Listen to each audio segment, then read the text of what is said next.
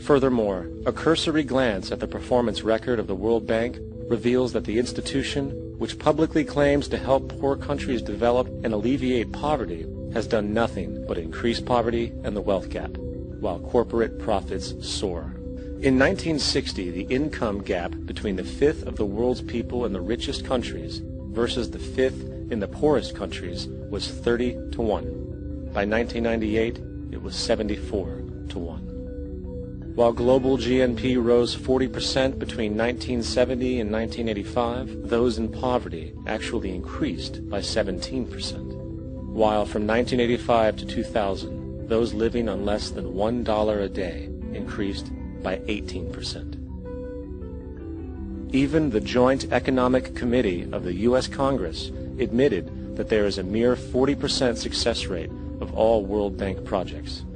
In the late 1960s, the World Bank intervened in Ecuador with large loans.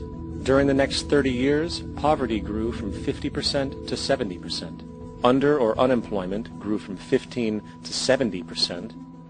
Public debt increased from 240 million to 16 billion, while the share of resources allocated to the poor went from 20% to 6%. In fact, by the year 2000, 50% of Ecuador's national budget had to be allocated for paying its debts.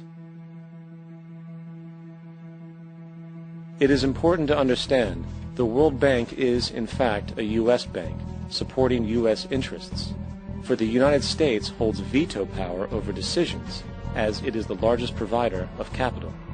And where did it get this money? You guessed it. It made it out of thin air through the fractional reserve banking system. Of the world's top 100 economies, as based on annual GDP, 51 are corporations, and 47 of that 51 are U.S.-based. Walmart, General Motors, and Exxon are more economically powerful than Saudi Arabia, Poland, Norway, South Africa, Finland, Indonesia, and many others.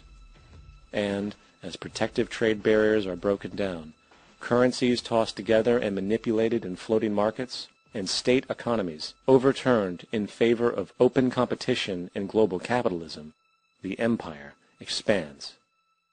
The world is a college of corporations, inexorably determined by the immutable bylaws of business. The world is a business, Mr. Beale.